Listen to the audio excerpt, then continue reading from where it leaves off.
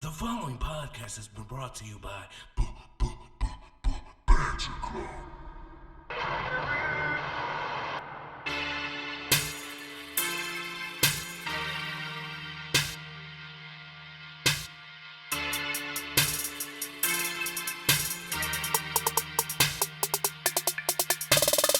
Dice porn and goodies.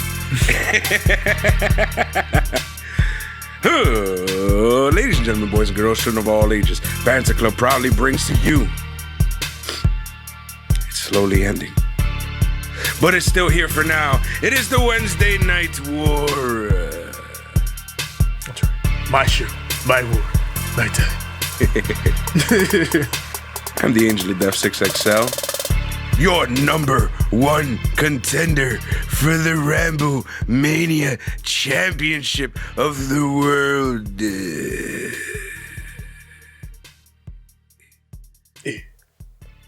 And I was gonna say joining me as always, but damn. Let me sell the punch. I gotta hit my spots and I gotta get my shit in. It is I, your former five-time Ramblemania champion of this and all the other worlds, TJ the Great. TJ the Great. And of course, we are the Banter Club, and we are here to discuss the Wednesday Night War that will, in however many months' time, will no longer be a Wednesday Night War. The good, the bad, and the who booked this shit. Usually not a lot of who booked the shit on these shows except for this week because... Oh, so you had feelings too. Oh, man. No. I didn't feel no type of way too much. It's just... Come on now. I felt the type of way. Not like, fuck this shit or anything like that. Nah. It's just really... I felt the way. I was like, you gonna tell me? We done seen that fart y'all motherfuckers did. We saw that shit. Oh, man. See, there's that. Yeah. But there's the other show, too. Oh, I gotta tell you about that. Because, well, we'll talk about that when it comes. But you know how I feel about a certain something. Both shows had a little... What's going on here this week? I mean, we were coming off of pay-per-view Sunday. AEW did a Sunday pay-per-view this time around, Revolution. And, apart from the thing we just alluded to, yeah, a good show. Yeah. NXT had a good show here and there. Yeah. But some of that shit was some bullshit. I'll talk about it when the times come. We're probably going to have very different things that we probably picked out. Or we might have the same exact things. Right. There was one on AEW that was fucking great and fucking stupid at the same time. But it's only because of the parties involved. Anyways, Raw, I didn't watch too much of it. Busy with work. But what I did see was fucking... Bobby Lashley murdered Les Miz. I'm going to say, something important happened on Raw. We usually don't talk about that unless something important happened. Yeah, no, I just always like to, refresh people. A little something. So they got a whole show for that. I know, but still, it's like, I just like to point out, my thoughts and feelings about certain things. Okay. And, I found it hilarious that Truth did the Men in Black thing. Oh, wait, Truth is out here mind-wiping people? Yeah, to Braun Strowman. Or at least trying to. Braun Strowman was like, you what? What was he trying to make Braun Strowman forget? I honestly forgot. It worked on you then. Yeah, no. See, what happened was, like I said, I was just like, I was working. So, like, on the side, it was on. And I saw it happen, and I'm like, is this nigga doing that? Then I see him pull out some silver shit, and I was like, he really doing the thing. Okay, that was the one thing I did kind of hear a little bit about on Raw. What did you see this? What was the Braun and Shane thing? Is that a thing that's happening? Braun Strowman and Shane McMahon? So I heard about it as well. I didn't see it. Okay. But I heard that he was talking to him like a dumbass.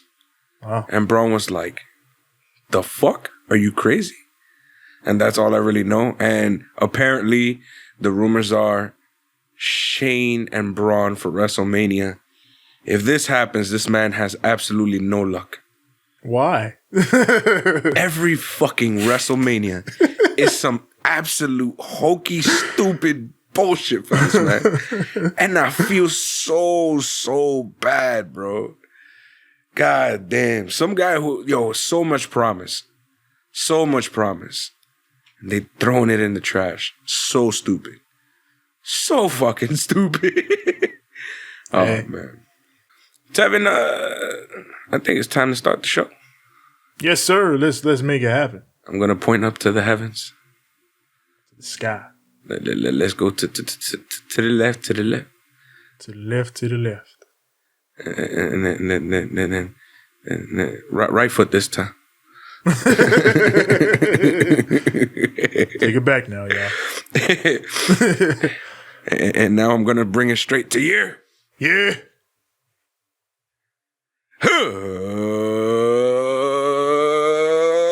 Let's banter. My chest.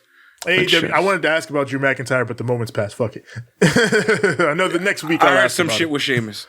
Next week I'll ask about it. We'll get back to Drew next week. AEW Dynamite, as always, from Daly's Place. Whose house? Of course, the Daly's house, Tony's house, Jag's house. I would just say Daly's house, but okay. Daly's house. Who's Daly? Yeah, I don't know. Is it Carson Daly? No, because it's Daly as in, Daily. Carson Daly is, I think, Daly. I don't know whose last name I is. watched a lot of Total Request Live when I was younger, so I remember. I'm sorry. I was too busy watching Rap Titty. They weren't on at the same time.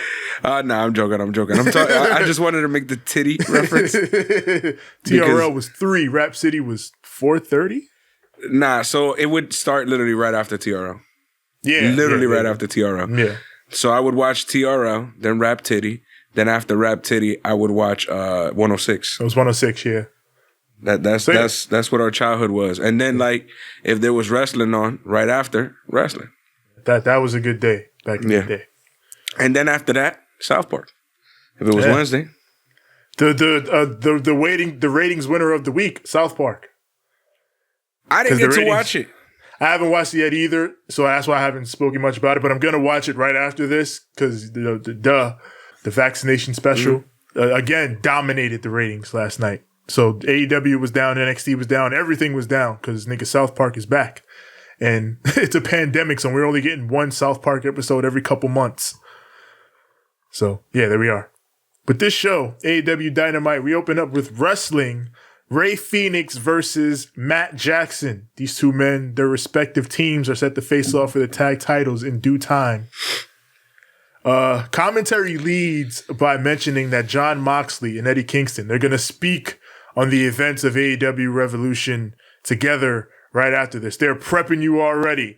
We know that was some bullshit, right? They go and explain right after this. So hang tight. That's basically what they told you here.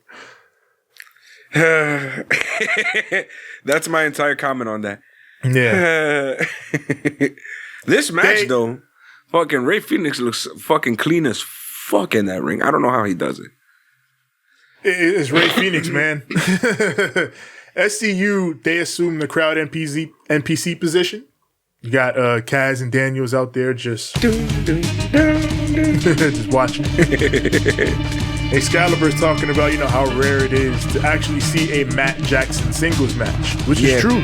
Yeah. Because, obviously the Young Bucks are a true tag team, so seeing either of them wrestle singles is rare, but especially Matt, because usually when they wrestle singles, it'll be Nick. Yeah. So a Matt Jackson singles match, that's a deep cut. That's a rarity. So Matt, he gets taken out by a bunch of dives while Pac is just staring evilly at him. Every time, he lands out by Pac. Pac just walks up to him like, you better not. You better I'll not. fucking kill you.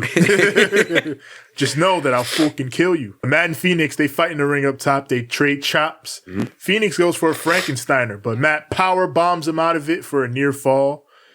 They exchange strikes center ring. They go over to the ropes. Matt gets crotched on the second rope. So Phoenix goes for the tightrope penalty kick, but Matt dodges, springs over Phoenix for the destroyer inside. Then they go outside, destroyer on the floor. So he's like, all right, that man dead. I'm going to take a count out. But at 9.9, Rey Fenix makes it back in. So Matt just immediately hits the top rope elbow drop. And that gets 2 count.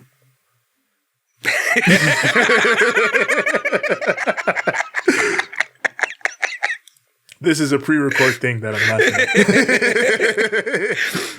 at. Matt locks in the sharpshooter, but Rey Fenix is able to escape. So he goes for a basement drop kick, but Phoenix dodges, and Matt ends up hitting Nick in the face. So now Matt's pissed off. So he just goes outside and just super kicks Pac. And Pac wasn't doing shit. Like he was standing over Nick like, but he wasn't attacking like him let him homie rock. He's making sure his boy or his mans doesn't get his ass whooped. He don't want, you know what I'm saying?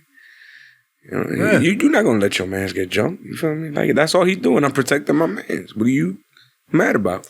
So Phoenix is in the ring like, hey, fuck that. Come fight me. So Matt goes back in and then they start fighting. They clash on super kicks. They exchange Oklahoma rolls, but then Phoenix lifts Matt up and drops him with the Emerald Flosion right on his noggin for the 1, 2, and 3. Yes, Rey Fenix gets the win. And deserved it. And this deserved is a good match. Because he went ham in this. He went absolutely ham in this. I don't know how he survived after those fucking destroyers. Yeah, Rey Fenix should win a singles match. Yeah. I mean, he wrestles singles a lot more than either of the Young Bucks did. We go to the back with Eddie Kingston and Jon Moxley. They got some drinks. They're in front of a little fire. So Eddie talks about what was going through his head when he laid in that ring with Mox and the clock was ticking down to that explosion. So he talked about, being in prison and the guards coming to get him and then saying, you're going to Rikers, you're going to Sing Sing. The anxiety and the PTSD of moments like that is what was going through his head as that clock ticked down. And if you don't get that, if you find that funny, then fine. Then I'm not even speaking to you. I'm speaking to the people who understand. Yeah, I understand that shit. That's no joke. That's no joke. It's real. So then Mox says, I went through that match, and all I got out of it was this T-shirt. I didn't get the world title. But I did get my old drinking buddy back. Yep. So then there's like, this Kenny Omega. Did he get that bomb? And did he get that bomb from Acme? He's like, who paid for that? When he says, who paid for that bomb? Eddie goes, Impact. It was Impact. Don Callis himself. Right? With Impact's funds. Right. There's an intriguing part that got me. Where this is hilarious. He started talking about getting his eyebrows done. Yo, this part. Mox is like, I'm glad you came out and saved me. Could have came out a little sooner though. But you had to do up your eyebrows and lace up your Timbs and all that. And Eddie's like, come on, we talked about this. You know my style, B. It's 1998 in my head all the time. I gotta look right on pay-per-view. He says this as wearing a DMX hoodie. Can this man get more yonkers? I feel you, Eddie. It's 1998 in my head all the time, too. Same. Damn, same. With his DMX. I want that damn hoodie now. But that was it. They basically just let Eddie and Mox riff on the whole thing. It was just like, go cut a promo, talk about it, and work it out that way. And I thought it worked. Like, regardless of whether the bomb works or whether the bomb doesn't work, this promo happens. Mm-hmm. Like, this is the story. Eddie and Mox are friends again. That was always going to be the story regardless of how the bomb went. So, like, whatever. Cut the promo, be funny about it, keep it pushing. I thought this worked just fine. it was silly, but like the whole situation is silly. There's only you can't really do shit with it, but this is as good as you can do. Cody Rhodes versus Seth Gargis. Who? I haven't even seen Homeboy on Dark. I don't think. Yeah, so. I was like, who's the man? This is straight up just a dude. This is enhancement talent. They're gonna kill him in a few seconds. Yeah, Cody beats this dude in under a minute with the figure 4, and Cody got kinesio tape on his shoulder, so that's how you know this man was enhancement talent. The jobberiest of jobbers. Yeah. So right after that quick win, Toni hits the ring, and we're gonna talk to Cody about how he's feeling following the ladder match and all that. But before Cody can really say anything, Pentagon Jr. wants to talk business with this man. He wants to smoke. He gets Alex up. Come on, Alex. Come translate for me. So I need you to speak proper English because my English is hilarious. So Alex Abrahantes is, his translator. Listen, I love Penta, but his English is like heavy Mexican accent. Very heavy. Yeah. And I mean, it's understandable, He's, he wasn't born here, but it's just like when you talk, and it's usually what the words that he knows are like all the little fucked up words, which is why it's hilarious to me. So like, if he needs to talk shit, he can talk all the shit. That's why I like him. But, when it comes to like his talking, because it's like in English, all he knows how to do is talk shit. So he's like, all right, I need you to get the regular words across, and then I'm going to say some shit. Oh, man, go ahead. Right? So, yeah, basically the shit in Spanish, he says, he's way better than Cody. And, if you're the Prince of Pro Wrestling, Cody, then I am the Lord of Lucha Libre. The Lord. The Lord of Lucha Libre. And he didn't say it in Spanish. Yeah, no, because when he was saying it in Spanish, he said the English parts in English. Yo soy el Lord de la Lucha Libre. And I'm like, yes. There you go. That wasn't hard to translate, bro. You could have just said this shit on your own. Yeah, like I got that part. I was like, oh, he's saying he's the Lord of Lucha Libre. And then Alex Abrahantes was like, he said he's the Lord of Lucha Libre. Yeah, I know. So, but then he switches up to English. He says, he says, let me speak in your language, American. Not English. American. Let me speak in American. Because he doesn't know regular English. He knows American. Because all he knows is how to talk shit. Yes, because he all he does here is talk shit. He says, a revolution, be lucky you just lost the ladder match. Because if it was just you and me, you would have lost more than the match. I would have hurt your arm so bad that you wouldn't even be able to hold your newborn baby girl. Then Cody immediately leaves the ring, hits the crowd, starts brawling with Penta. The amount of Cuban blood in his soul just went up like a few levels. And Cuban soul is like alcohol. When that shit rise, bro, come on, chico. They go whoop your ass. So I thought this segment was cool. This was funny. Yeah, I'm down with push anytime you pushing Pentagon. Yeah.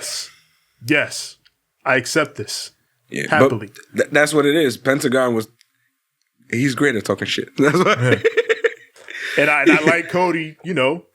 Talk about my fucking daughter. I'm gonna come whoop your ass. Yep. On site, Perfect. serious shit. So that's how it's done.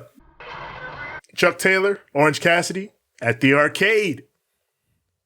So now they're suggesting that they take all these games around here that you, Miro, and Kip, you love so much. How about we break your heads through each and every one of them? Then Orange Cassidy says after that, we break you. And that's the end. I guess they're going to have some sort of arcade street fight or some shit like that. I hope they just like green screen the whole shit and just put them in a Street Fighter. They start throwing motherfuckers through arcade cabinets. I don't know if I'm gonna like it or hate it. No, those are legendary. Yeah, no. like it's gonna look savage, but it's at the same time, it's like that's Street Fighter 2 Champion Edition. Don't do that, bro. They had NFL Blitz, the N64 edition, on the fucking thing there. Yeah, nah. See, you can't. Yo, you know what killed me when he goes, bro, you didn't even put any quarters in. That shit caught me OD. I started crying, bro. So, I don't know. It's every week they seem like they're on and off, like with Miro being a gamer. Mm-hmm. Like, one week they'll be like, all right, I'm going to fucking stop being a gamer. And then the next week is like, no, I like video games. So I don't know. Or like, if you want to keep Miro liking video games, I feel like you can just continue to do what you did with him at Revolution 2, though, and like make him a killer. Yeah, I feel like that's kind of what they're gonna do. Just like, okay, he's a gamer, but he's also a beast. He's also a beast. Yeah. All ego Ethan Page making his AEW Dynamite debut. Can I talk about this? Can I talk about? Yes, you can. After his debut in the ladder match against Lee Johnson. So I'm here on fucking. I'm watching this shit at work. And I'm like, yo, is the internet tweaking or what's going on here? I'm hearing a fucking basketball game while Ethan Page is trying to cut a promo. And I don't understand a damn thing this motherfucker just said because all I hear is, and then music and shit. Then he comes out, he does his whole fucking entrance. The guy who he was facing, whatever, comes up. What the fuck happened? This, like, QT was talking to Lee Johnson, couldn't hear what they were talking about because of the fucking basketball audio. You could literally hear the 3, the 2, the 1 for the shot clock, everything. Yeah. Everything. The music that they played, the cheerleaders, the basketball sneakers hitting the wooden floors. Like, you could hear every little detail of the basketball game. And I'm like, the fuck is going on here? TNT, what are you doing? In my head, I was like, it's TNT. Gotta be TNT. There's got to be some error somewhere because, you know, they play basketball. So I'm like, yeah, something is going on here that ain't right. Wherever they at, some wires got crossed somewhere. And it was a TNT issue. And Tony Khan even tweeted about it. And then they put up this whole match on YouTube for free with audio removed. Because people who watched on the Fight Network, they were saying, mine is fine. So yeah, this was only TNT. This was not an AEW issue, was a TNT issue. It's just unfortunate, you know, because like this, like we're in a week where AEW's production is under fire. Like they've had some production issues, some very highlighted production issues. And then fucking TNT poo-poos on it even worse. Yeah. So even though this one isn't their fault, it kind of piles on. It's not a great look. And it's fucked up and I feel bad. That's what I was saying at the end to Hazel, where I was like, no, don't fucking sensationalize this. Fucking, it sucked, but the match was great. And just try to focus on what happened on the match. Because I know the rest of the world is going to sensationalize it. Yeah. Which they did. Yeah, like, it like, there are, and like, we're going to, after, I feel like by the end of the week, we're going to have the people who are mostly over the explosion. And, all right, we made our jokes. It was whack. But they're going to talk about, you know, what happened on the rest of the show, whatever. Yeah. And it's going to become a thing that people who like want AEW to fail or whatever are going to use against them forever. Like this is going to be that one big, oh, remember that fucking whack ass explosion? Like that'll be the thing for anybody who hates AEW forever. Until they do something that's so fucking big, you just can't turn away. You feel me? Yeah. When they do something huge, that's like monumental, then all this, you know, little pyro bullshit is gonna be like, yo, what, mate? So, AEW, I suggest that you start working on doing some fucking insane, incredible shit that'll have the entire fucking wrestling world buzzing, so that way, this little whole fiasco that just happened, I'm not gonna say it never happened, but it won't be something that's talked about as much. This is always going to be something like, even 10, 20 years down, it's going to be like, yo, remember that explosion? But I feel like it's not going to be a thing that hurts them down the line. Like, I feel like they're already on the other side of this and they're fixing shit and it'll be fine. Like, people, like, again, people are going to make their jokes and they're going to, this is a thing for a while, but I don't think this is going to hurt them long term, anything like that. So, I mean, apart from all the wackiness of hearing a basketball game over a wrestling match, Ethan Page gets the win with Ego's Edge. He beats down poor Lee Johnson post-match, and your boy QT just watched. Then Dustin came out for the save eventually, and then he looked at QT like, bro, what the fuck? And then QT was like, fuck y'all, and he walked away. What is this man's issue?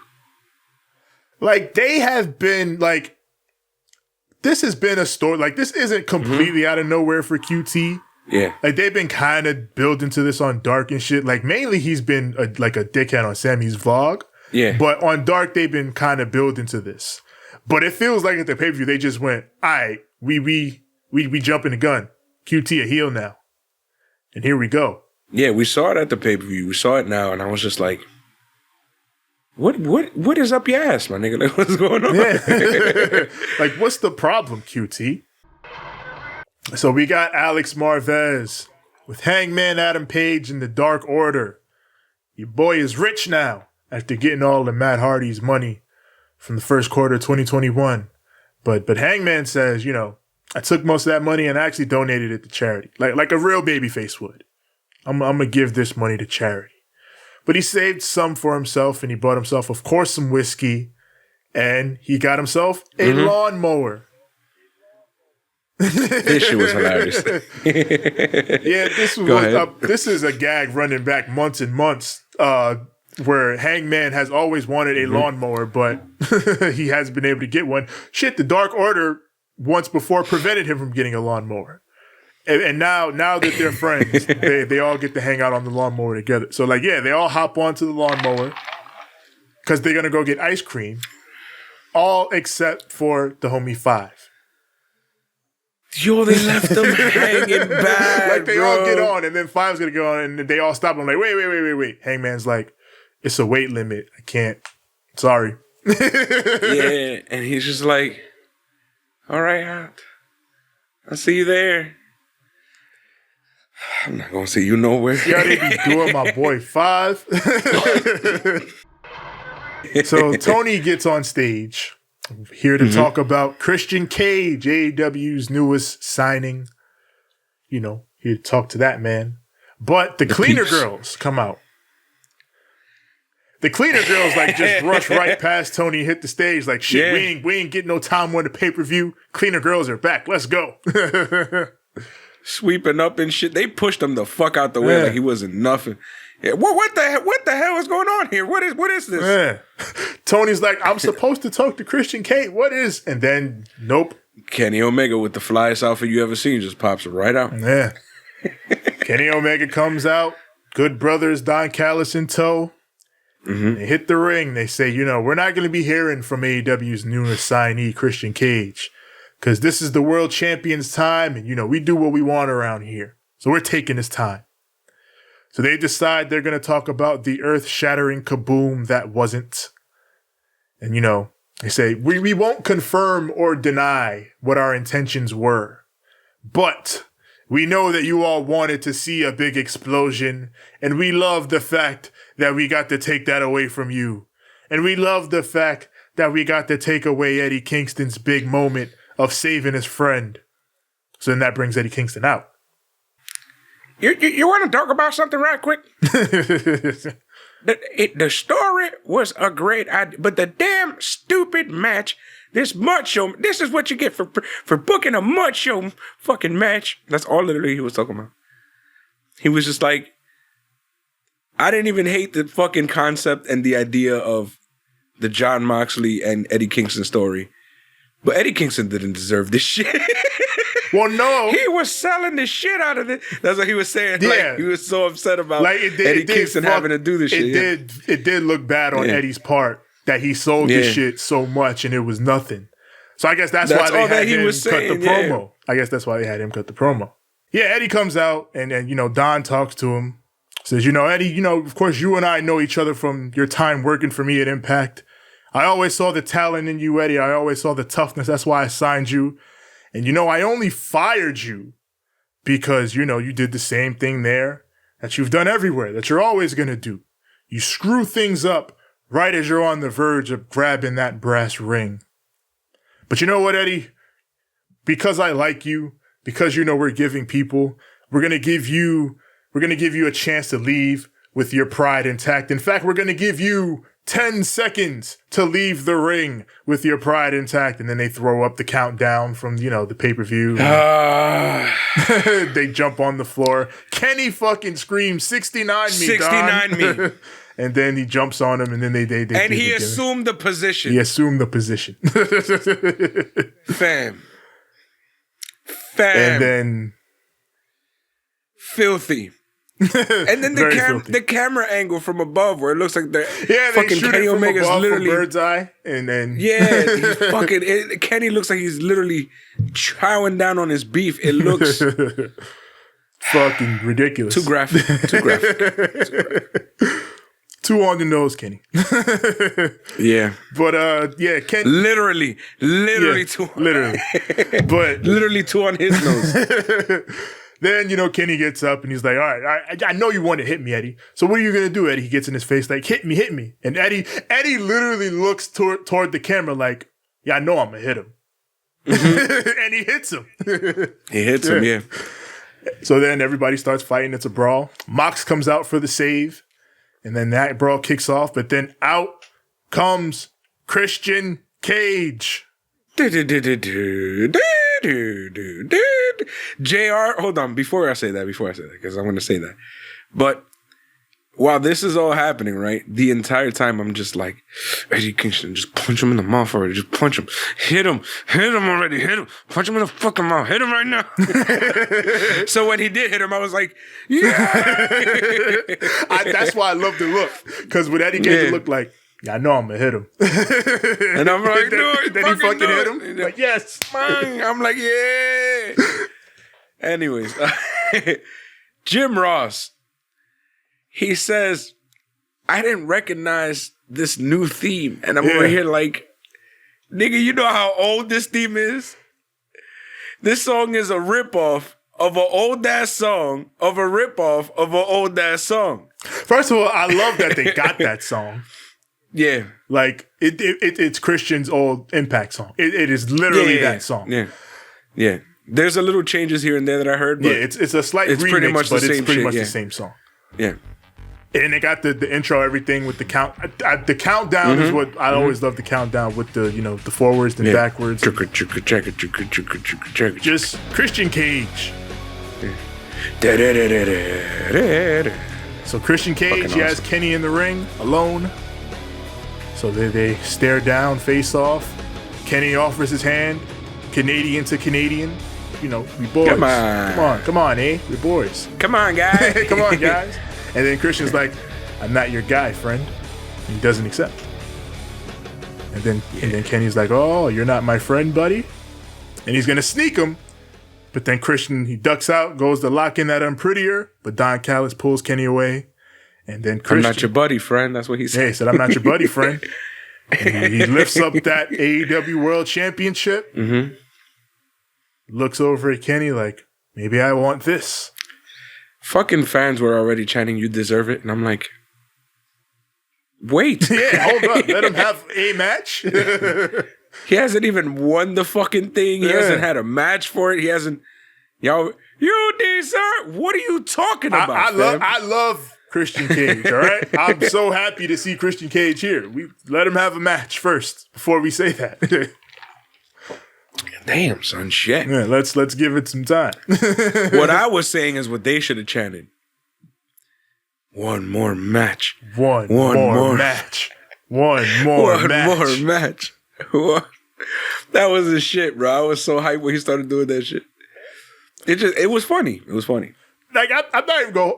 If WWE would have signed Christian, I would have at least checked out what he was doing for WrestleMania. I promise you that. If it would have been that Big E feud like Big E was trying to tease, I don't know why they didn't sign him for that. But that would have been perfect. Yeah. IC title, that, you know? Yeah, like the story was there. You literally didn't have to do anything. The story was right there. And you fucked it up. AEW throwing shit away. Yeah. Not AEW. WWE throwing shit away. It's fine. Christian Cage versus Kenny Omega is a match I will happily watch. I'm down. But first, Kenny has to go be the belt collector. Yeah, and related belt collector things, this Saturday in Impact, there's going to be a title unification match. Rich Swann, Impact World Champion, versus Moose, the TNA World Champion. Moose. And the winner of that match will face Kenny Omega for that said championship. So Kenny Omega's belt collection is still going. People was like, he's not collecting no belts. Yes, he is. Thunder Rosa, Hikaru Shida, and Ryo Mizunami versus Nyla Rose, Britt Baker, and Maki Ito. Ryo Mizunami. Ryo Mizunami. What is wrong with me, Dad? Speaking of what's wrong with me in damn songs, what's wrong with Maki Ito in damn songs? She's got to get her shit in, brother. She's got to sing her song. What the hell? So Maki's making her entrance, and the women all start brawling. But Maki Ito's got to sing her fucking song. She's an idol. This is what she was trained to do. So as all the women are fighting, she's still singing. Still singing. And I forgot who comes up to her. I think it's Dr. Britt Baker comes up to her. Oh, to stop her. It was Shida. Yeah. Oh, it was Shida. It was Holy Shida. Yeah. Anyway, so Shida comes through, and she starts doing like the, Yeah. What was? Tell me, what the fuck? She timed it wrong. Very wrong. Very Did nobody wrong. tell her how to? It's not a. It's not a. It's a. You know what I'm saying? It's not a. And if you're gonna stomp, you gotta bring it down at the right moment. You gotta fucking. Because if you stomp and then you bring it out at the wrong moment, then it looks all fucked up. You looked like a hot mess, baby girl. I love you to death, but the fuck talking. Yeah, basically. That's how that mic shot looked. It made the sound, but it didn't. The first one, aight. The second one, nah. The third one, hell no. Yeah, see, that was the problem. And after a while, it stopped making sounds. Yeah. So yeah. This should have been a boop, mad hard, and then a doop, doop, doop, doop. Yeah. Instead, it was a. So yeah, that was no good. I'm talking to the damn dog. Vicky distracts Thunder Rosa, and the heels take control into the pip. Yep. And then this match, from that beginning on, this match is messy, but it gets to where it needs to go. Like, and clearly they were setting up a lot in this match, which is what it makes me happy to see that level of booking extend to the women's division finally. Like, they set up Maki Ito and Shida here, and they also set up what's going to be next week's main event, Britt Baker and Thunder Rosa in an unsanctioned match. Lights out. Mm-hmm. So, yeah, I thought, ultimately, again, messy, but it got where it needed to go. The babyfaces get the win, but the heels stand tall. As post-match, Britt puts the lockjaw on Rosa, and then Reba just starts beating her with the crutch. And, the heels stand tall. Simple match. Made me laugh. It's Maki Ito and it's Ryo Mizunami. Ryo Mizunami's fucking hilarious. Yeah, you're bound she was to doing laugh our little ones. gimmicks. Yeah. They were so entertaining. So entertaining. Both of them so entertaining. Well, we got Matt Hardy with Private Party. He's decided that following, their loss in the situation at Revolution, we need to make more money. We need, that makes sense. Matt just lost all his money. So yes, we need to make more money. So he says, you lost your whole fucking quarterly fucking. Yeah. How do you do that, fam? How do you play yourself this heavy, bro? Like, right? Knucklehead, bro. So Matt has added a new team to his empire. to such a big deal that they may not even miss the 30% that he takes, apparently. And that squad is the Butcher, the Blade, and the Bunny. They are now with Big Money Matt. I guess, Eddie became boys with Mox again, and I guess Butcher and Blade was like, nah, that's your homie, not ours. We out. Yeah. So this is what I was like thinking, because I'm like, yo, where the fuck is the family? Yeah. Why is Eddie here with no family? Where's his family? Moxley comes out. All right. And the family? Oh, they're going to get jumped. Oh, no, they did great. Guess he doesn't need the family. What is he going to do with the family? Literally a segment after the next segment. Yeah. Here you go. He's no more family. Well, I guess Eddie, he did Blade the service of getting his bunny back. Mm-hmm. Then that was it. Okay. She's going to go after QT Marshall again, steal his money again. Yeah, shit, now that he's a heel, she might like him again. Up next, the TNT Championship on the line. Scorpio Sky versus Darby Allin. Brass rings. Scorp grabbed the brass ring, and now he is here in control of all of the Chaos Emeralds. Yes. Hazel would have been here speaking all about all of the fucking brass rings and how they all look like Sonic goddamn rings. Yes. He wouldn't let us hear the end of it. Just, it looks like this stupid ass Sonic ring. What the fuck is that? So Darby, he controls the chain wrestling early in this match, but Scorp takes over when Darby has an awkward landing trying to flip over him. So Scorp takes control of that. Out of the pip, Darby makes his comeback, hits a big headbutt and a code red for a near fall. Scorp boots him out of this realm and follows with some rolling German suplexes. And Darby tries to break free with some joint manipulation, but Scorpio Sky's like, nah, I'm gonna just suplex you into this turnbuckle. So Darby goes for a tope to the outside, but fucking Scorpio catches him with a cutter. Covers him in the ring for a near fall. So Darby fights back. He goes up top.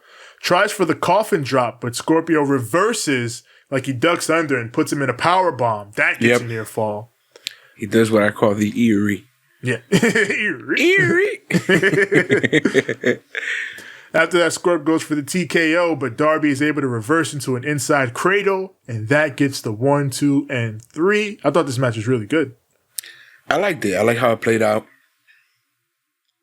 I feel like Darby post-match, Darby was a little too I thought Darby was a little too but he's always like this. He's always trying to kill himself.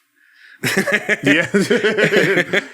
It ain't a Darby match unless he tries to kill himself. Like, Darby, slow down. Just a little bit.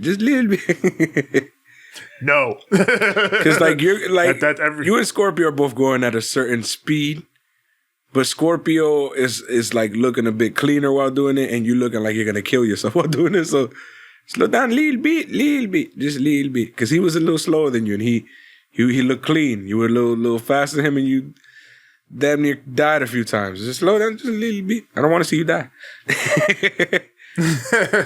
Darby's crazy like that, man. But after this, Scorpio Sky, he's been leaning and, making his way toward the heel line for a couple weeks now. But now this is it. He cements his heel turn by attacking Darby post-match. And if you're not sure, he put him in the heel hook. That's how you know this man is a heel. He's a heel. Yes. Did he leave out the heel tunnel? Pretty sure he did. If he didn't, that'd be crazy. But even if he didn't, he used the heel hook. That means he's a heel. Yeah. Now it is time for the main event. The Inner Circle War Council. I don't know how this is a main. I felt like this was the main event, but yeah, in terms of matches, Scorpio and Darby was the main event, but this is the final segment. And it was a damn good one. It was a good one. It was a very good one. Yes. You end the show with that match is cool, but then shit got a little weird. Shit got weird. Is weird the word? I have weird then real, like really real. But Okay. Inner Circle War Council. So Chris Jericho, he's got his bat with him, and the squad is in the ring. He's got a shiny, silky white shirt. Something that I only noticed after everything had already happened, and I should have noticed when the segment first started. Wardlow's not there. Oh. Everyone was there except Wardlow. Yeah. Where was Wardlow? I wonder where. So here we go. Jericho admits that, the Inner Circle, we've been on a bit of a slide lately. Mm-hmm. Been headed down, but it's easily remedied because we are the smartest group of guys in this business. So you know what? We're going to change things up. We're going to see what's going on. We're going to maybe even add a new member. Then MJF steps in. He's like, all due respect, Chris, I don't know if we need to add a new member. In fact, I think the opposite. Maybe we need to cut somebody loose. Before we can get to that, Sammy Guevara, his music hits. Sammy Guevara. His song is so great. It's like, it's hype, but it's also happy. Yes. It's smooth, man. I didn't like his song sometimes, but it felt like a breath of fresh air during the situation. It was just like, and he had that glowy golden light behind him, and I was like, yeah, cool. He's a babyface now and shit. Yeah, it's working out for Sam. Came out the babyface tunnel and all that. Yeah, so Sammy comes out, babyface tunnel. He's like, Chris, I know you don't want to see me right now, but after everything we've been through, I think you really should watch this. It's something you got to see. And Jericho's like, get out of here, Sammy. We kicked you out. You betrayed us. Mm-hmm. But Sammy's like, you got to listen to me, Chris. This is important. You got to just watch it. So he puts the video up on the Tron. We see Sammy in the locker room setting up the camera for what is ultimately MJF conspiring with the squad, with Santana and Ortiz and Hager, to give Jericho, and I quote, a dirt nap tonight. We're going to change things up. The Inner Circle is is due for some new leadership. So we head back to the ring. MJF's leaning up against the ropes like, well, I didn't want you to find out this way, Chris. Cat's out the bag. Cat's out the bag. It looked like they were about to fucking destroy Jericho. But then they got closer and closer to Jericho, and then they turned around and looked at MJF and said, what up, though? Jericho knew. He knew all along. This shit was wildly satisfying because, yes. Remember every week how we talked about Jericho watches the show? He must know what's going on. You've got to know what's going on. Of fucking course he knew. He even says, you think we don't talk to each other all the time, Max? We're boys. We're boys. And not wrestling TV show boys. We're real boys. We talk outside of the show too. So just to see, I guess it was more along the lines of my thing. Jericho knew all along, and he and Sammy set this up. Yeah. So, although I'm one of those people who likes to watch the world burn. This was fine. Yeah. Because what happened next? Yes, is that they were all gonna attack poor MJ. Poor MJ. Bullshit. Fuck him. So they were about to destroy this man. And when they turn around, right? You got Sean Spears, FTR. FTR, what the fuck are you doing here, FTR? Wardlow? Wait a minute. Wait a gosh darn minute. Tevin, they done bamboozled us. They done Vince Russo'd us. They done whooped our own asses with our own mouths and words and destroyed us. What they have done is swerve the swerve of the swerve that was about to swerve and instead swerved us with a swerve. Jericho was prepared for MJF to betray him, but MJF was prepared for Jericho being prepared for his betrayal. If this ain't one-upsmanship to the other degree. Turns out, we've been talking about these new horsemen, the four horsemen. Who is the new four horsemen? These guys all got together last week these guys, they need a fourth. Who's the fourth? And we had a feeling that it was going to be Cody because fucking red Arn hair came out. fucking red herring. But they played us. A fucking red herring. They played us. The new Ric Flair, this whole entire situation, is not who we thought it was going to be. God damn it. It ended up being MJF. And what a more suitable fucking Ric Flair. I was like, this is who we should have fucking picked all along. It makes so much sense. Like, this motherfucker put FTR over. Remember last year when the pandemic first started? Yep. And AEW had to, move the show to Daly's Place and all that with the crowd. Yep. Remember when they first put the wrestlers in the crowd? Who was MJF hanging with the entire time? Shawn Spears. This is some mental fuckery. This is 4D chess. Fuck did they do? Oh my God. And then I see it. It's as if the fucking Horsemen kept both Oli and fucking Barry. This is what it looked like at the end. Tully as the new JJ. You got the Brainbusters in there. Then you got Oli, which would be Sean in that point. Then you got Barry Windham, the young big buck. And fucking the best shit talker in this fucking company. That's not Eddie Kingston. Right. You got MJF. Yes, please. And I have a feeling that eventually the Elite is going to get some sort of reformation. Eventually. And this is all going to fucking spin into some gang warfare. Or should I say, some sort of blood and guts. Undertaker, stop fucking cutting me off, all right? Dead man riding around your house. What's going on with him? Yeah, he must be marking out about this fucking... I can't believe MJF fucking had a new faction. That's fucking crazy. We got Horsemen in 2021. I should have figured this shit already looked like the apocalypse.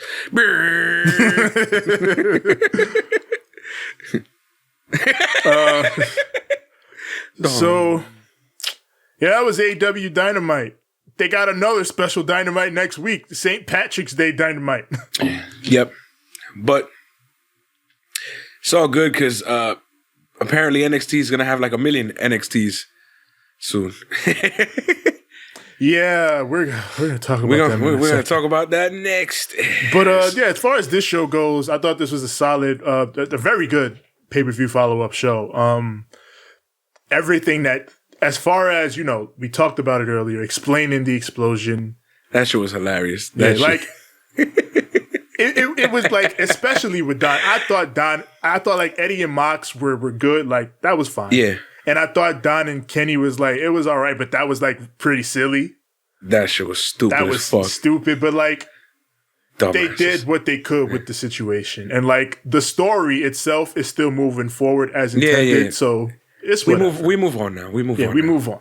But what they have actually going forward in terms of storylines and matches and things like that on the show is stuff I'm all very excited for. Tag titles, this new faction, the Inner Circle, like, cause they literally turned face in this segment.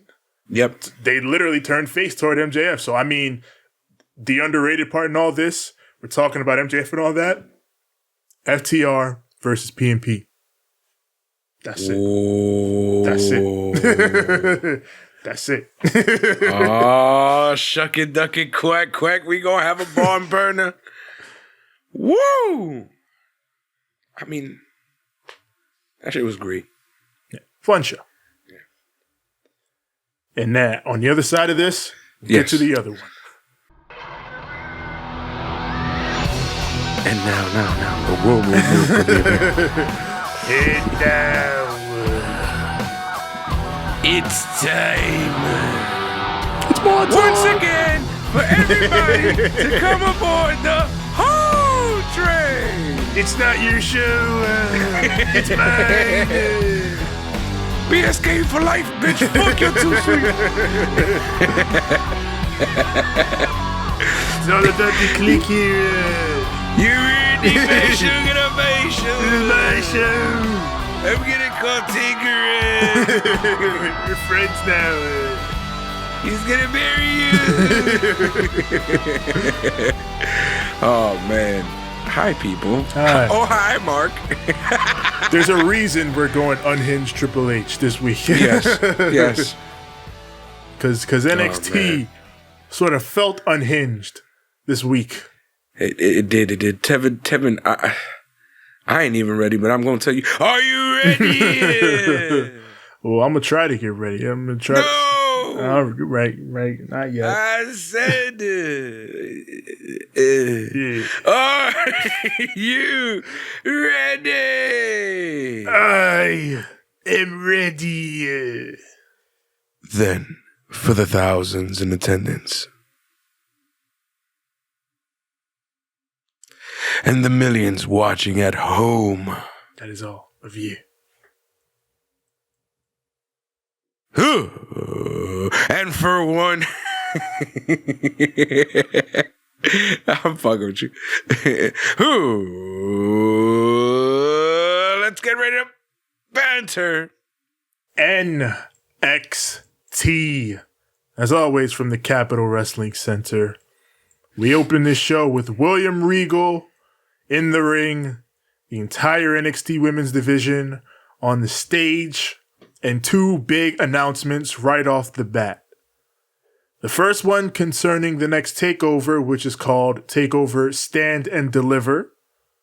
And apparently, this is now a 2-night event. I don't think that's necessary. At all. Wrestling, yeah. A lot of wrestling, yeah. There was already a lot of wrestling WrestleMania week. More wrestling, yeah. Can it just be a 4-hour takeover? I feel like that makes more sense. Because More wrestling, yeah. takeovers are usually not even 3 hours. And you're going for a 2-night one? Well, they have two main events that I can see already. And I feel like they both could have fit on the same night. They could have. But this is WWE where we have to do shit.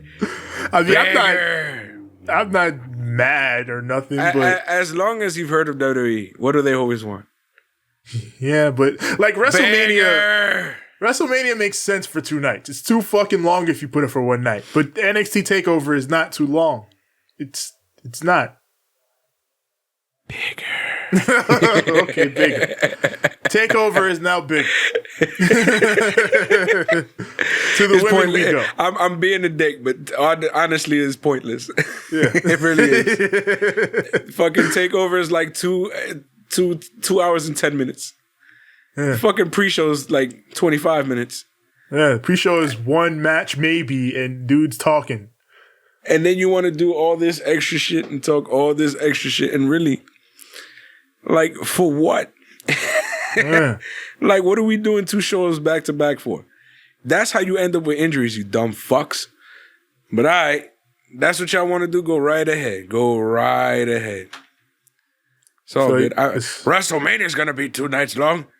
Dad, if your show's going to be 2 nights long, then I want my show to be 2 nights long. Paul, I can't give you that right now. I want 2 nights. You took me off Wednesday nights. You better put me on a second fucking show. Fuck you. Damn it, Paul. That wasn't my decision. It was USA. God damn it. Leave me alone. Well, I can't give you USA. So we're going to do 1 night on USA and then 1 night on the WWE Network. Yeah. Or Peacock. Or whatever the fuck we're using at the time. Whatever the fuck we're calling this, pal. We're going to put it on there, and the people will watch it. And they're gonna love it. You're gonna watch all of it. It's gonna be NXT season for the next 5 years. Fuck yeah, we're gonna have fucking 2 NXTs. We're gonna fuck your mother in the ass too. God damn it, I'm Vince McMahon, pal. Where's my sexy bitch? Yacht pulls up. that was the actual discussion of making TakeOver 2 nights. But now we move on. I bet you, we talking shit, but I bet you it wasn't far off of that. Yeah, probably not. But we move on to the women now. And Regal, he puts over the NXT women as the strongest division. Says the talent is limitless throughout, and you put it all on display each and every week. So now I want to call Dakota Kai and Raquel Gonzalez into the ring. Says after last week, I have grown tired of waiting for the right decision to be made. So me and the NXT people, we have made it ourselves. And he unveils NXT Women's Tag Team Championships. And since Dakota and Raquel won the Dusty Classic, they are being rewarded the championships. Bullshit. Bullshit. Bullshit. Bullshit. Hey, let me ask you a question. Who'd you beat for those tag titles? No, we had a tournament. We beat all these women, blah, blah, blah. Yeah, but was any of those matches for these titles? No? So you didn't win a match to get these titles. The tournament was for a shot at the WWE, which they don't use either. Titles. Which they don't use. Which they have used the reward they acquired from winning the tournament. Mm-hmm. So they shouldn't be getting rewarded for anything else. You got your reward for winning the tournament. Mm-hmm. That was a title match. See, and WWE doesn't even use those damn women's tag titles. I hated this. See, like, it's cool that NXT has women's tag titles and all that, but like, can we kill the loose at best main roster association once and for all? Can we just fucking separate the two forever for good? Like, over the years, NXT has evolved into many different things. Like, there's been debates about what is NXT? Is it developmental or is it a super indie? Is it an alternative or is it a WWE sanitized thing used to, siphon viewers or rosters or whatever? If you want to have the debate, honestly, I would say it is all of those things in a sense. Mm. But what this segment shows, you know what NXT isn't? You know what NXT is not? What is a main roster show. Ooh. I don't care what Adam Cole says. I don't care what anybody who's on NXT says. I don't care what Triple H or anybody else says. A main roster show would not be so markedly different in the decision-making from the other 2 main roster shows that they can't get the tag team championships that are supposed to be on all 3 brands anyway. Like, you watch Raw and SmackDown. Mm-hmm. Is there some grand plan for the tag team titles? Not a damn thing. Not a damn thing. Is there like a team that they're building up? Is there some squad? Nope, is there some shit going on? Nope. What they're doing right now with it is wasting it on 2 people that are going to wrestle each other at WrestleMania anyways. And what happens, we know that they're not going to win the fucking tag titles because they're facing each other at WrestleMania. So they're not going to win those titles. You're wasting the tag team women's championships in a stupid ass match when there's people who deserve it and could probably use it better for story and could probably, make it make sense. Instead, you've got it on 2 people that aren't really a tag team. And then you're going to have them go up against 2 other people who are not only not a tag team, but their opponents at WrestleMania. In a way, this is comparable to the whole situation with the explosion that wasn't on Revolution. You have a situation where on Dynamite, they tried to pivot from that situation and book and make it work. But see, the problem with that is in Revolution, it was a good story with bad execution. Everything about the story made sense, but the explosion messed up and, it made it look bad. That's what let it down. But the story, logically perfect. Here, you have, after that dusty finish they did last week, you have a story that could have made sense and you pivot from it. But what they did here was make it worse because now it just seems like you're giving, and Regal tried. Like he talked about how great the division was and how they deserved it. But like, no matter what you do, it makes it seem like a consolation prize because you couldn't get the actual women's tag team championships on this show. Now, here's the situation too. They also did lose it by shenanigans. So, I get what they were going for. But this would have made more sense if the two of these were baby faces. Just saying. Because then you'd have the sympathy card. They can milk it. Then the two big heel bitches that are badass and fuck shit up, pull up, beat the two baby faces' ass and be like, who the fuck did you ever beat for those fucking titles? We're ready for our turn. You feel me? Or at least had all these women like, yo, why them? You feel me? So then that way it feels like, yo, wait a minute. We got to do this shit right. And then it's like all these challengers and all these competitors and then... But I mean, and then why? Because even in this situation, I'm going to talk about it later, but this doesn't make sense because of what happens later. And this, again, exposes the fact that they don't book things ahead of time. Because if they did book things ahead of time, the Dusty Tag Team Classic would have been for the NXT Tag Team Championships and not a shot at the WWE Tag Team Championships. Because what they basically did here was retroactively make the Dusty Classic for the Women's Tag Team Championships. I like the belts. The belts look nice. They look gorgeous. I like the champs. I like Dakota and Raquel. I love this women's division. I think it's the best thing on this show, and this show is the only thing I bother to watch in WWE. I even like the match.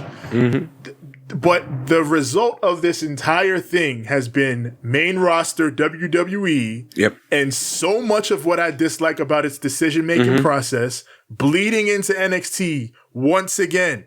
No thank you. Keep NXT in the NXT bubble away from all that bullshit. I don't want it. And what I would have done, to be honest, Vince, you're not even using those right now. Just let them have it. Just let them have it for a little bit. It doesn't even have to be forever. Just let them have it. And then next year, we could have had the tournament for these tag titles, for the new ones. You feel me?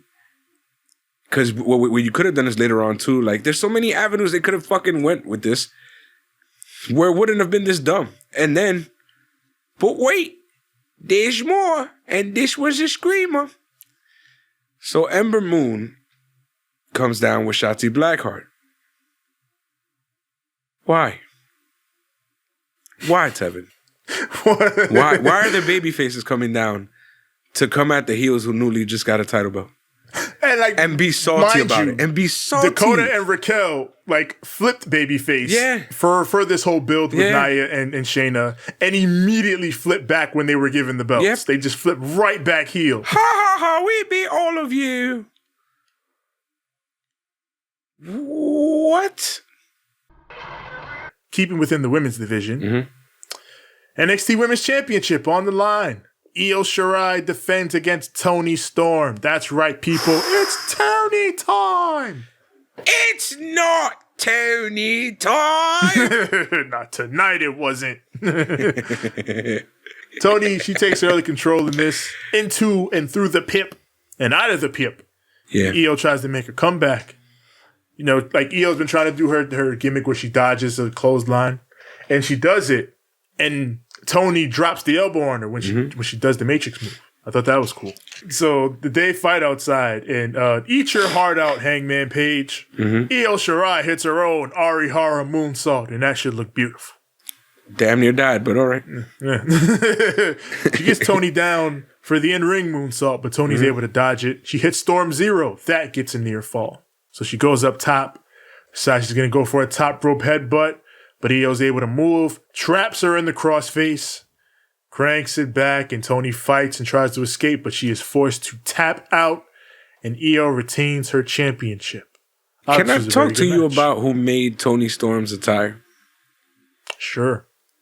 If you look at the rear of those pants, I did very often.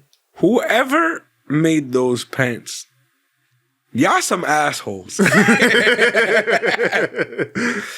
How you gonna make a black box, right, with the area of her buttocks exactly cheeked, shaped, and then fucking like cut out that area, and then why'd you do that?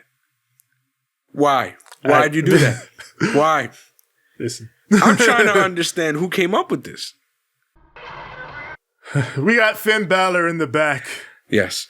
And he says tonight, there's no fucking cheap shots. There's no undisputed era. Adam Cole, it's just you and me, one-on-one. Juan on Juan. One-on-one. I don't know.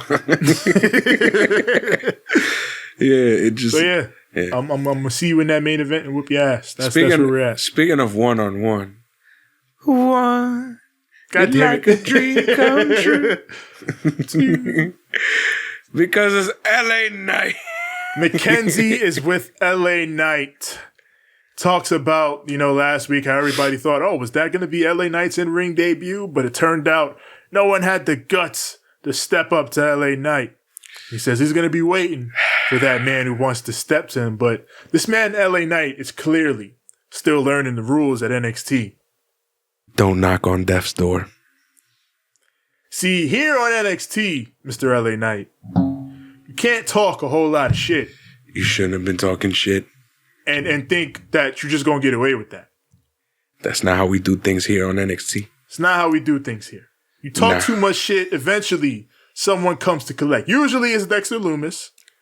It's at this point it's somebody because but it's somebody. But like Dexter Lumis is the main one. But the way NXT goes is just in the air. You're not gonna talk shit and not pay for it. Yeah. And as we say this, Tevin, it's my boy. Yes, Bronson Reed runs in and just yokes this man up like, come here on some baby boy shit. Come here, little nigga. Yo, he deadass pulled wearing the shirt, not this one, but the shirt that I own. Yeah. And fucking looking angry as absolute fuck. He's bigger. He's bigger than every fucking security guard and every motherfucker up in there right now. Yeah. They're trying like hell to hold them back. Yeah. And it looked like Andre's hand going across fucking LA Knight's throat and just. Oh man, Bronson Reed's like, you want your first match? He was choking this man, bro. You shouldn't have been talking shit. Shouldn't have been talking shit. Now hopefully you learn. Mm-hmm. It is Jake Atlas versus Pete Dunne. Peter Dunne is in the building. Now, this Jake match was kind of high. It was. I like this. My boy, while he was coming towards, down towards the ramp, his eyesight isn't the best. He goes, "Is that a guy?" And I looked at Pete Dunne like, The Rock was right.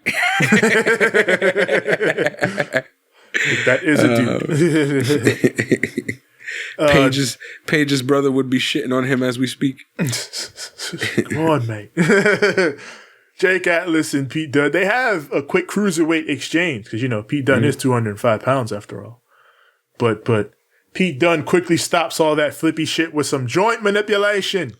There you go. That's how you slow it down. But Jake Atlas is adamant. He's like, nah, nigga, you're a cruiserweight. Flip with me. We're going to do flips. But Pete is like, nah, mate. No flips. I'm going to break your fucking fingers. I'm going to break every last fucking joint in your body. I'm not a cruiserweight. I'm a bruiserweight. Yeah. Then Jake Atlas, while he makes his comeback, you're a fucking cruiserweight. I'm going to do flips. And he goes for the cartwheel DDT, but Pete Dunne is like, no, I'm not. And he traps him in an armbar, and that gets the win. Pete Dunne is a blood nigga. What's good, cruiserweight? No. Bruiserweight. Let me guess, you're going to drink some milk and bookies too, right? Yeah, some chocolate big bookies. That's all he does. Pete Dunne's over here like, are you fucking mocking my shit? You're fucking with me, eh? I'm gonna butt your head off. I'm not the lad to fuck with, man. Oh man! So to prove this, Pete Dunne gets the mic post match, and he says he is the best technical wrestler in the world, and he dares someone to prove him wrong. So who's a really good technical wrestler in NXT? Who's a really good technical wrestler who used to say prove him wrong? Oh, God. God. Now you understand. Now you understand where I'm at. I wouldn't even think of that. The moment he said that, I said, And he used to cut promos exactly like that, too. I'm a great fucking technical... Damn. Prove me wrong. I heard that shit and I was like, that's a wrong placement of words there, my man. Yeah. I mean, yeah, we want him to whoop ass. Hell yeah, I love me some motherfucking Peter Dunne, but prove me wrong, and he's a great technical wrestler.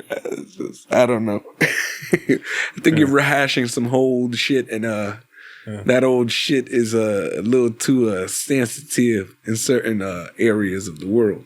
Yeah, I mean, I just in terms of, I guess, where this might actually go, I know of a technical wrestler who I would like for Pete Dunne to face, but after I just talked all that shit about main roster WWE, I'm thinking not him, or perhaps not him.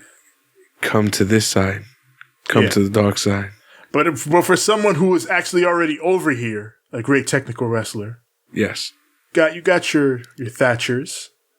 Of course. And then your fellas in Imperium. So, but let me highlight you right quick. You know who? Who? The bearded one. He needs to come to NXT. We got Imperium. Speaking of, yeah, they want Timothy Thatcher to come back to the squad. Yep, and they're like, hey, even if you gotta ask your boy Tommaso Ciampa for permission, that's okay. We'll take him too. Just out of respect for you, we'll take him. That's not why you'd take him too. You take him too because he's fucking great. Yeah. Why the fuck wouldn't you want him in your squad? Other than the fact that he can be a bit of a backstabber. I said this last week. Another tough bastard. Why wouldn't you want another tough bastard?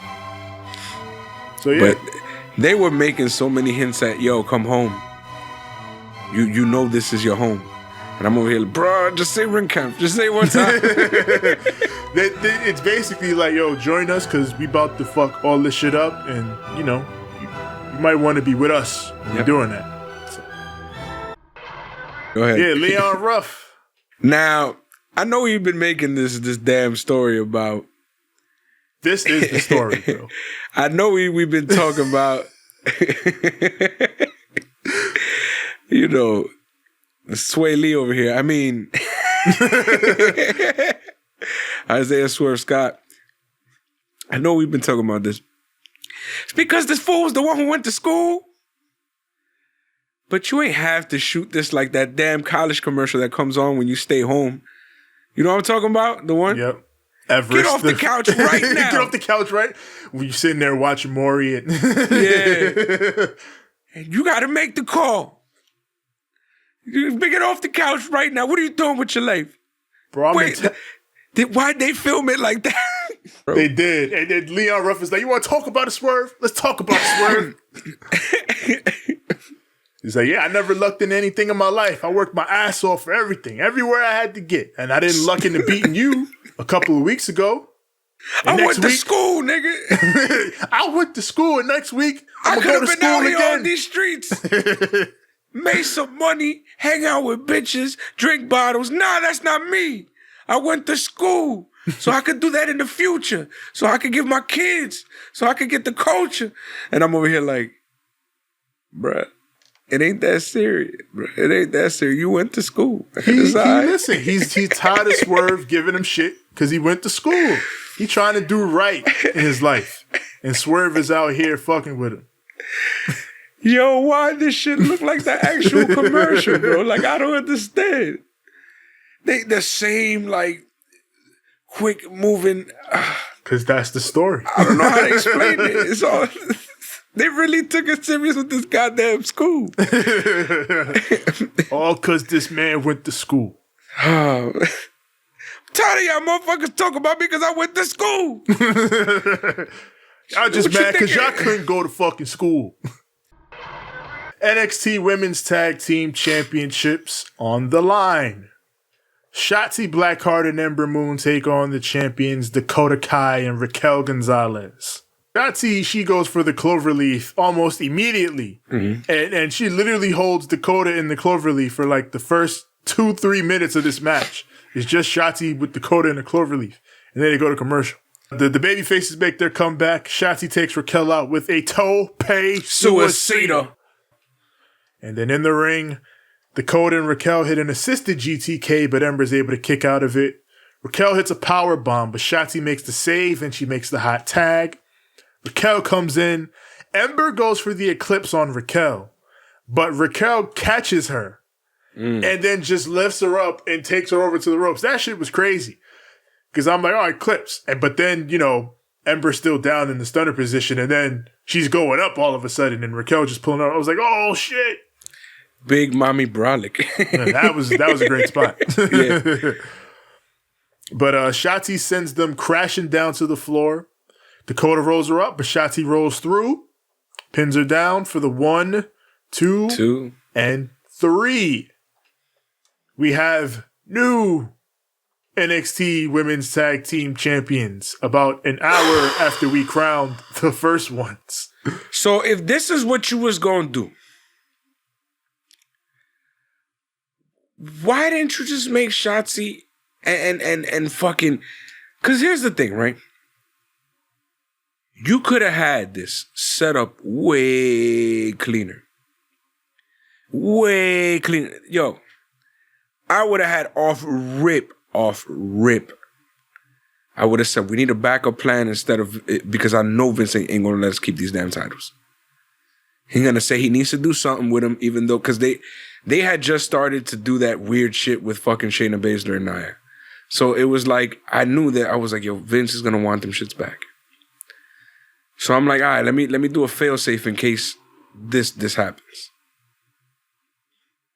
I'm going to do it like this.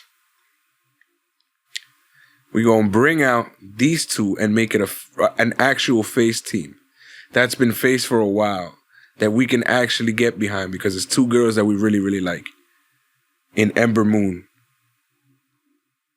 and Shotzi Blackheart. Right? In case Vince tries to pull some shit. Right? Now you have two baby faces already going after somebody who's already healed. Then they can win the fucking... If Vince doesn't let me have the title belts, then we can bring out the title belts and then have immediately, before we even give an explanation to why really too much, these two, we wanted them, to be champion. We'll explain, obviously, the obvious, like, William Regal did, which is they went for it. They played us. We gonna give them these titles, yada, yada, whatever. Then I would have been like, all right, now I got my fail-safe in case Vince tweaks. Boom. Then those two could have just went on. And then if Big Mommy Cool and Dakota Kai, to get even more sympathy on the baby faces, decided to fuck with them. They come out, bomb, they take them out. Then it's all right, because then we're going to be like, oh, well, then tonight, this is going to be the deciding factor. This is what's going to decide who's going to really be the women's tag team champions. Then we got the story now. Now we got these two baby faces. We really want them to win. They just got attacked. They were just handed these tag titles. We're feeling all the sympathy in the world. They try to win it here. They got screwed. They finally get them. They got beat up. Now we're gonna get this. And then when they win and the climax comes, we all fucking cheer. We lose our minds. We're so happy. Could have been a main event moment. Nah. Let's do all this roundabout way fuck shit. For me, it's like, and we already talked about just how this is clunky and silly in the macro and the big picture, but like just in terms of this hour to hour thing, where you make Dakota and Raquel your champions just to have them lose, and like they don't even lose them in the main event; they lose them in the middle of the show after being given them at the beginning. Like, that's weird. That's weird. Like, that's what I said. I would have just had these two win it. Not win it, but win the tag team situation over there. Then have it be like, we're going to present these two titles to these two women, but not actually get to because the heels beat them up. Then they can go for it so that they can win it anyways because they were going to win it anyways. Like, for me, if you had, you had the situation where, last week happened, everything leading up to this week happened, you are where you are before the show. I wouldn't give anybody these damn titles. Like, the titles would be, I would start the titles vacant and be like, all right, since you two won the Dusty, you are the top contender for this title. Yes. And then you have the other team come in like, well, just what Ember and Shotzi said, we were in the finals with you, so we should get a shot at that. And then boom, there you go. Now your match is for the inaugural tag team champions, and you don't have to have a team lose them within an hour of winning them. You go to Adam Cole in the back, baby, and then he talks about how the Undisputed Era is dead when I say it's dead. As far as I'm concerned, all I did was get rid of some dead weight with Kyle and Roddy. So did you see the up down downs shirts that they made for Adam Cole? No. Adam Cole and the Bebes. I like that actually. So it's literally Cesaro, Woods, and Breeze are the Bebes. Yes. And Adam Cole is the lead singer. So it says Adam Cole's, and then in the bottom it says and the Bebes. And then they're drawn in like old school cartoon characters. Like something from like the 50s or 60s or some shit. It's fucking hilarious. You have to go look at that up. Yeah, we got Shotzi and Ember in the back. Again, congratulations from everyone on the roster. Everyone except The Way, who was all salty. Candice and Indy are off on the side like, and then they go off and meet Austin and Johnny. Should have been us. Austin is like, Johnny, why did you pay off the therapist last week? Why'd you do that? And Johnny merely waves this off by saying, therapy ain't free. And Austin accepts this because he's stupid. Because he's Johnny Bravo. Yeah. And he's just mad at Dexter Lumis for insulting. He rips off his shirt. Like, I've had enough of this. Yeah, he got mad. He's like, my abs are not mediocre. Rip shirt, Hulk Hogan. I've had enough of this. I'm going to go find him. Yeah. Oh, man. You should. Yo, hey, Austin, I'm just letting you know. Don't be talking shit out here now. Yeah. Don't be talking shit.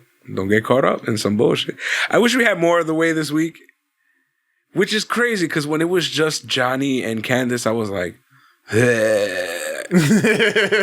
but once they added like goofball Johnny as the fucking jock son and fucking Indy Hartwell as like, the love-struck teenager, this is fucking great.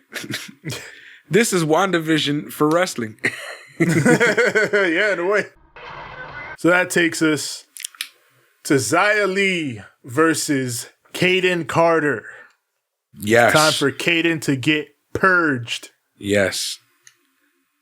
So, again, Zia's making quick work of Kayden to start this off. And she gets her wrapped up in the post, and it looks like she's going to hurt her. She's going to take her knee out the same way she took out Casey Catanzaro. But then Casey Catanzaro runs out with a crutch. She limps out. She limps out. She was... Yeah. She's like, no, not my friend. And she attacks Xia, and that causes the DQ. But she's beating her up with this crutch. And then Boa steps in to shut this down, to stop it. And he breaks the crutch and he throws the pieces away.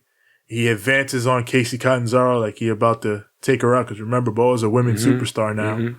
But before he can actually kill her, Kayden hits him with the other piece of the crutch and they escape.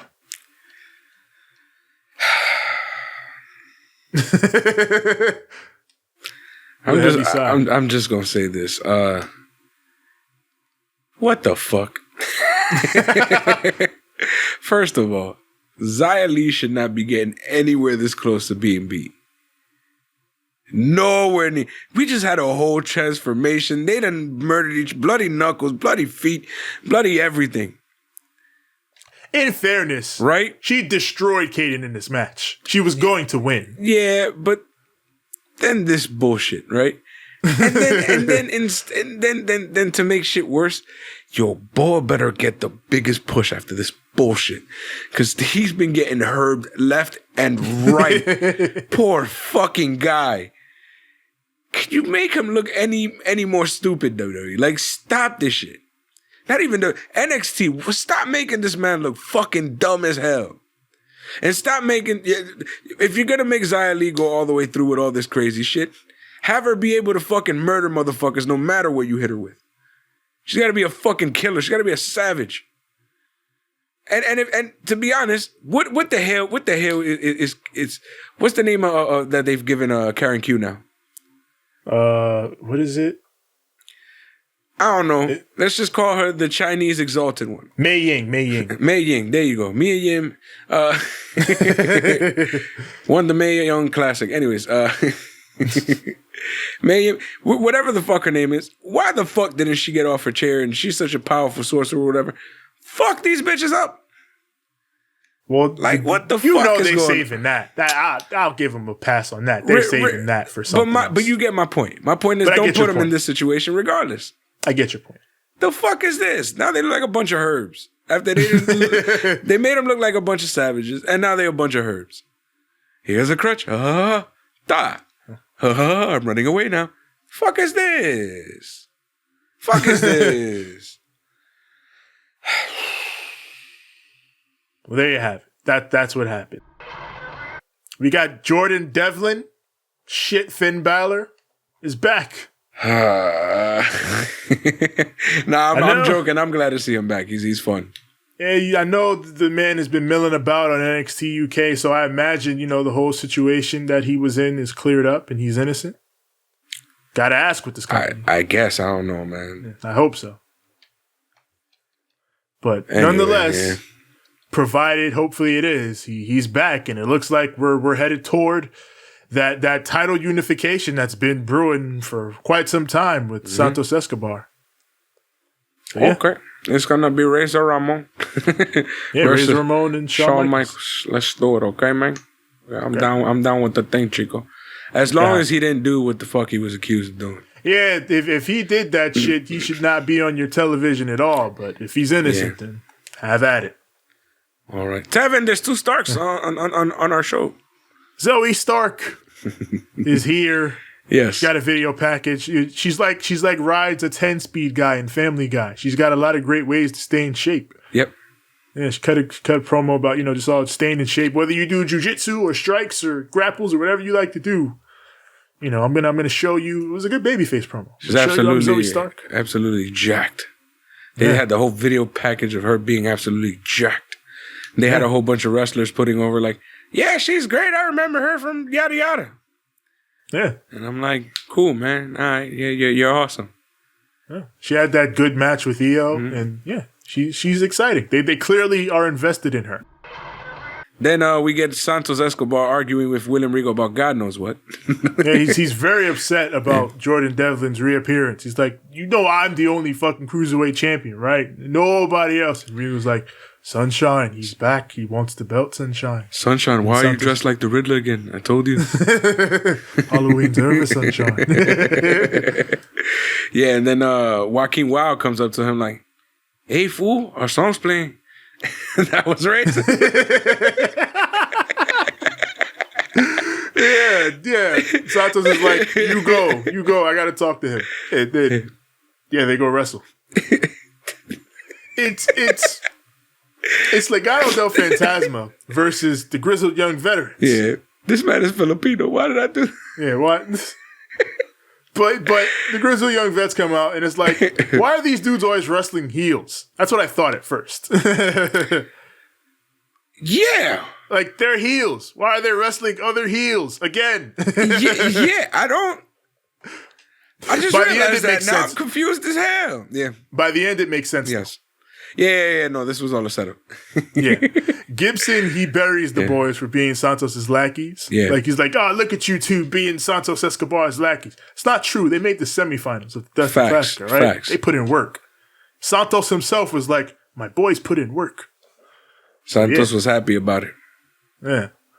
So, and Legado didn't like that either. So it's a fight. Mm-hmm. But midway through, Breezango comes out. You know, they were going to be spacemen last week, and they didn't get to do it. So now here they are. We're going to fucking do our spaceman shit. Or at least we think.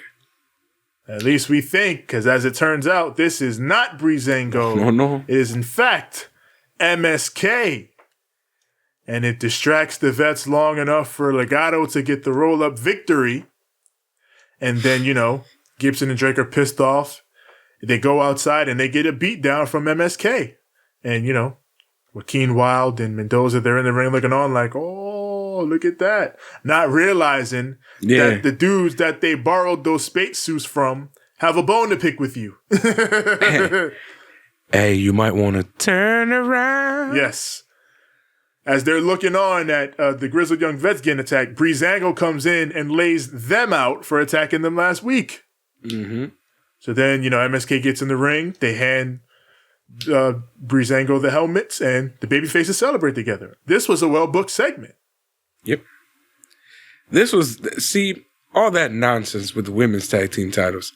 Then you're doing all this greatness with the men's tag team titles. Yeah, see, like, this shit started out, why heel? Then by the end, oh. So, it makes sense. Because the baby faces, and then they the baby faces, they have a nice little, what do you call it? Yeah, they're little party. Yeah, they have a little party at the end. They start dancing and shit. Yeah, MSK, because they're the must-see kids. They have fun. So they fit perfectly with Breezango. You know what the MSK really is. Especially with these two. Yep. And they're over here just hype as fuck, dancing with these two, and it's just hilarity ensues. And fucking, what I found mad pause is how, like, Fandango puts the helmet. Oh, yeah. On Wesley. Like, he just, was it Wes or was it, I think it was Wes. Anyways, he puts the damn helmet on one of the MSKs. And as he puts the helmet on, he grabs his head and he starts swiveling his hips. Yeah. So now, he's like, hey, you're gonna do it? Yeah. And then they're both swiveling their hips, and it's just ridiculous. It's almost like I hand down the goofy shit to you. Yeah. You are now a goofball. Congratulations. Welcome to our world. Yes. They fit. The goofy shit will ensue. Yes. And you will have lots of fun. Then eventually you're going to meet the New Day and the Street Profits, and the silliness will continue. Yes. Those are our goofy boys up in Valhalla. Yeah. When we go back to Valhalla, no, you'd better not. Stay away. We need you here. Yes. Mackenzie is with Dakota and Raquel, who are, of course, naturally furious about only being champions for an hour. Mm-hmm. But as Raquel is like, it doesn't matter for how long we were champions. We were the first champions, and no one can take that away. And then Io Shirai walks in the room. Yep. To stare down, and Io's like, I want you next, Raquel. Raquel stands up like, you fucking what, you little pipsqueak? Yo, that shit was too funny. Because it's like she stands up mad slow, and it's like, how much taller is she going to keep getting? Yeah. Like, oh, shit. Yo, Big Mommy Cool is a tall motherfucker, bro. I was like, oh. Yeah. A lesser woman would have fallen right then and there under the pressure. Not Io Shirai, but a lesser woman. Yeah. Well, what's the name of the little aliens from God damn, from fucking Toy Story. Oh, from the Buzz Lightyear stuff. Yeah, the little Pizza Planet guys. whenever they see shit that looks like a spaceship. Yeah. Oh. That was me when Raquel got up. I was just like, ah. I'm sorry. I mean, it's facts though. It's facts. So yeah, here's our setup. Raquel and Io should probably be happening to take over. It'll be good. We got Mackenzie with Timothy Thatcher. She asked him about Imperium's offer from earlier in the show, but Ciampa walks up and he's like, hey, yeah, I heard about that offer. We're not interested. But I am interested in the general, in Walter, sending his boys down here to do his dirty work. So what I've done is I booked a match against Imperium next week to get in closer. See, now if Tommaso Ciampa gets betrayed, it's his own fault. Because he should have talked this over with Timothy Thatcher before getting matches booked and shit. And Timothy the entire time said nothing. So we don't know. Yeah. We don't know if they did talk about it before. Yeah. We don't know. True. But I mean, it might be a setup to make us think that he gonna turn on him and then not. Or it could be the opposite and be a setup to make him actually turn on him. But I don't know. I don't know which way this is gonna go. I don't know. Yeah. I mean, if you do get turned on, Ciampa, you set yourself up for this. It's time for the main event. For the NXT Championship, Adam Cole versus Finn Balor. The man? Yes, the man. Adam Cole. Is he gonna point at me and do pew pew fingers? He's gonna fucking shoot you. Finger bang. Bang, bang, bang. Yeah, see, the moments I'm gonna watch it. But Adam Cole has indeed kept the Undisputed Era's theme. Mm-hmm. He has kept the aesthetic. Mm-hmm. I really do wish they would have done this with Roman Reigns. Like it's such a perfect dickhead heel thing to do. Mm-hmm. I'm the fucking Undisputed Era. I'm the Squad. Remember that. Remember that. This is all seeds. Remember that. Yeah, so they have big fight feel. They're all in the center. Yes. You know what I'm saying? I love how beautiful that shit looks. Yeah, they go head to head. The lights down and all that. Yeah. Yeah, I love all that shit. And this match kicks off and it's amazing.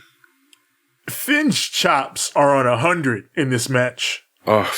He once again working like he has every intention to fucking kill Adam Cole.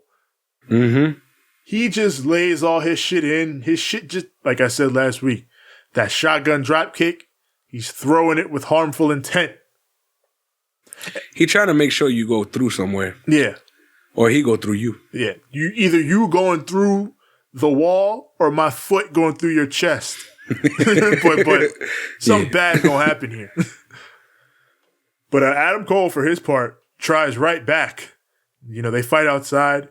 He goes for a brainbuster on the steps, like, he did the Kyle and so on and so forth. Mm-hmm. But Finn counters it by bringing him back and suplexing him on the ramp.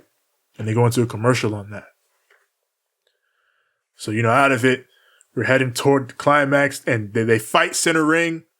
Cole hits the last shot. That gets a near fall.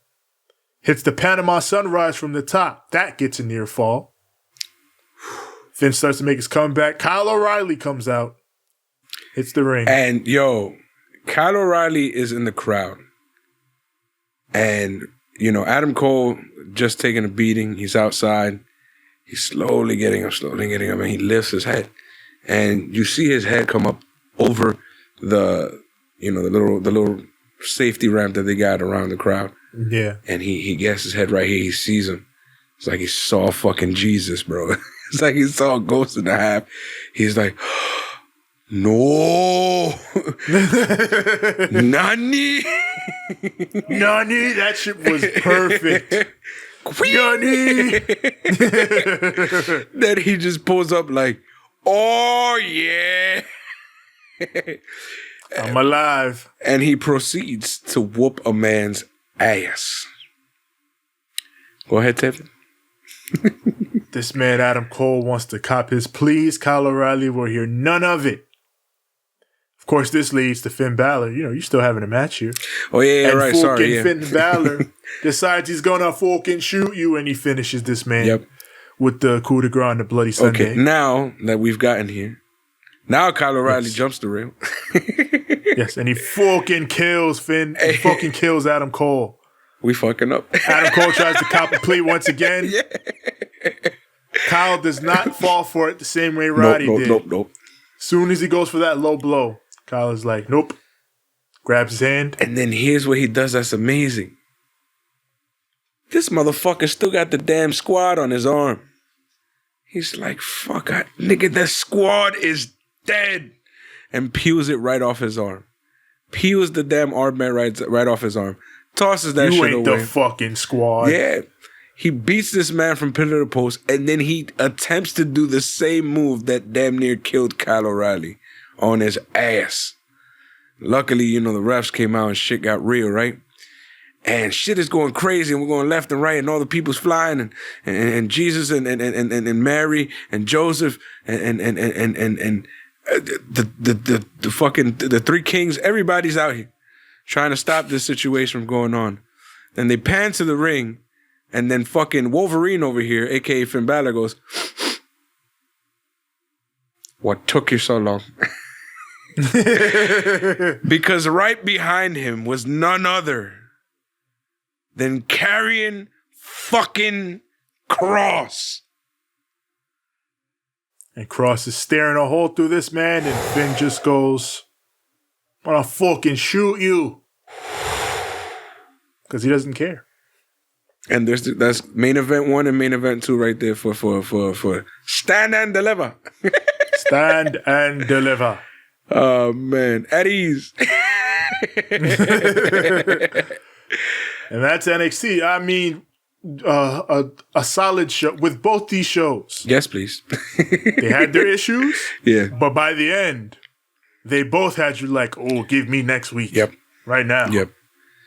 That whole thing with the women's thing is gonna, it's gonna blow off, and we're gonna forget that any of that shit ever happened. Just like I said about we spent a lot of time bitching about the women's situation, but like at the end of the day, it'll be fine. Yeah, by next week we're gonna forget all about it. And I'm just saying is that they could have made me and Tevin's problem is this could have meant something more. Yeah, you feel me? It could have felt a lot more official. And we still got what we wanted in the end. But it's like we could have had this be a bigger thing though, and that would have been great. Other than that, yeah, I thought these shows other than the issues we talked about, I thought these shows were good, and like I said, set us up well for what seems to be an exciting palette of St. Paddy's Day wrestling shows next week. Hey man, I like wrestling. I'm gonna just watch. I'm gonna just watch and. It is what it is, and at the end of the day, y'all can feel how y'all want to feel. But I like me some wrestling. I don't care if y'all get butthurt that I like to watch AEW. I don't care if you get butthurt that I like to watch NXT. I don't care if you get butthurt that I like to watch WWE. I like wrestling. I'm gonna watch wrestling. Instead of you complaining about other fans watching other wrestling shows, fucking just watch what you like. If you like WWE, watch. And if you want to open your mind, go watch some other shows and be like, well, this is not exactly what I'm used to, but this is different, and I like it for other reasons. And if you don't like it, and if you don't like it, then fuck it. You don't like it. You go back to watching the shit that you watch. But try to at least attempt to enjoy this shit. And I'm not talking about once, like actually give it a chance. Watch at least one story arc of somebody. Yeah, there is a lot of wrestling out there. And it's probably the easiest it has ever been to find it. So, take advantage. And if you don't like real Mizunami, go fuck yourself. With that is another week of the soon ending Wednesday Night War. Who would we say was the victor this week? I wouldn't say there was really a victor this week. I feel like they kind of tied.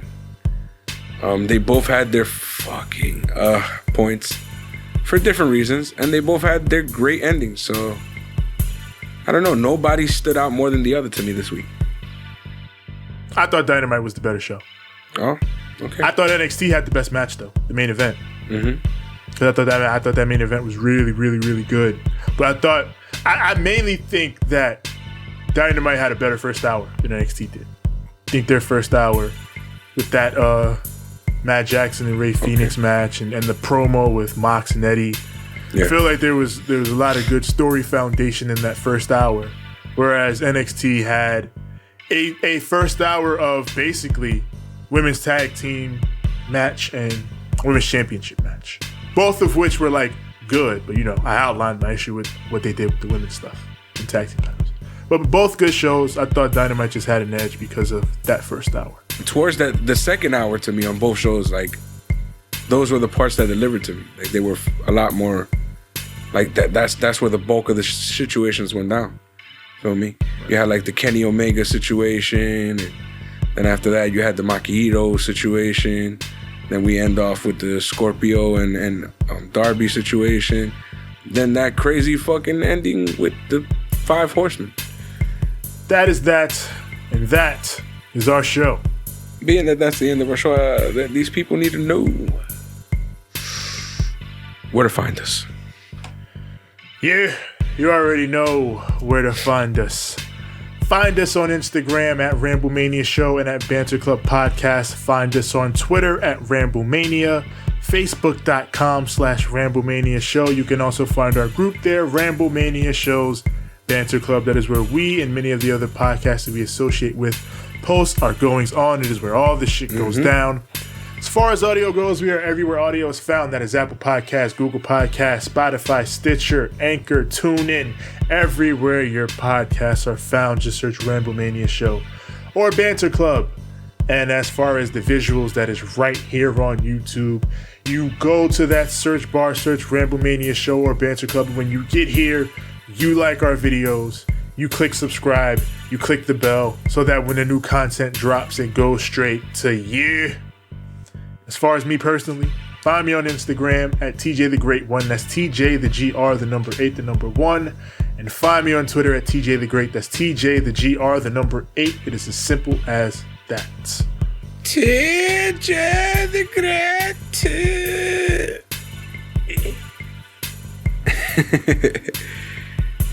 You can find me on Instagram at number 6, the letter X, and the letter L.